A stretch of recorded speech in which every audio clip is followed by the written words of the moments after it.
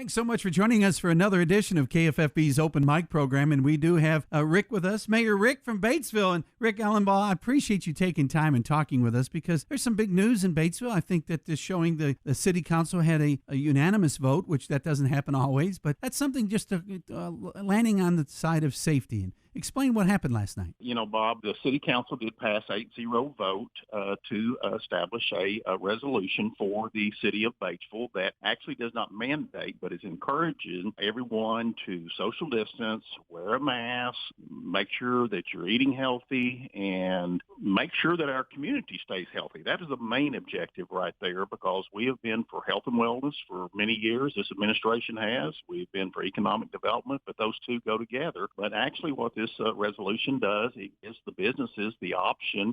If they place something, it's almost like if you put no shirt, no shoes, no service. It's basically if you put something on your business and you do not want someone to come in without a mask, you have the authority yourself to say, no, do not come into my facility, or we can call law enforcement to have you removed. Otherwise, if you're a business owner and if you have them into your facility and you want them not to have the mask on, then that's your prerogative to do that. But we just want to promote wellness. We want people to be social distanced, and we want a healthy community. You know, when you look at that, we've talked before we went on the air, is that how things have changed, and everybody sees there's been a lot of change in our lives, and we have to look at things a little different. One thing is, I'm out in the community in a lot of different communities. I covered 90 miles all directions, and it seems like I'm in a different community every day. And I wear a mask now because of those that are fearful, those that may have health compromised, and I don't want them to feel that threat when I'm walking down the aisle of the grocery store, and they kind of have that fear, and that is something fearful. When you are health compromised, this is a scary thing, and that's what we're trying to protect. And I think it's good stewards, but good citizenship as well.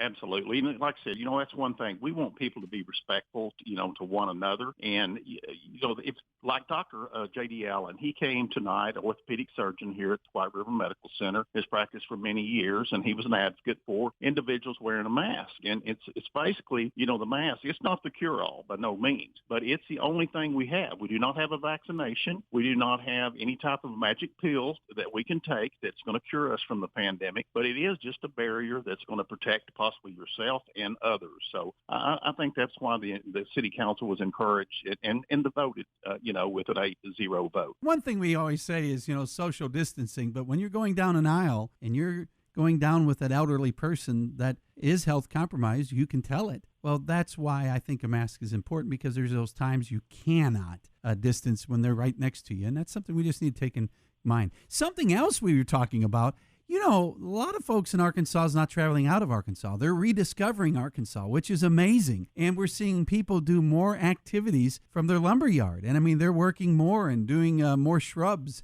and more landscaping than we've ever seen, probably. And it is showing for sure, even with the city. And that's absolutely correct. One thing that I mentioned, before we started this interview, Bob, we pick up free limb. We have limb pickup here. We cannot get all of those picked up in our community. We are trying to knock them out street by street, but we've had so many individuals home. They've had more time on their hand. And so that's given them time to work in their yards.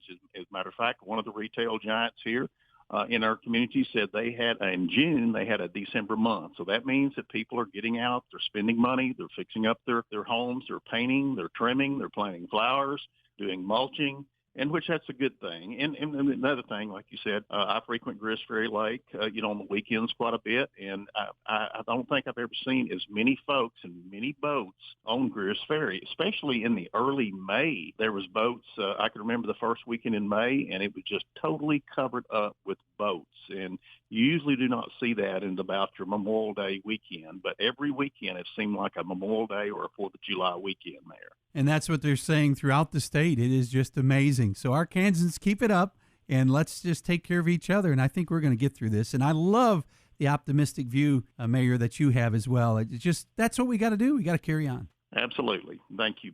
We've been talking with Mayor of Batesville, Rick Elumbaugh, here on KFFB's Open Mic. Thanks so much for joining us.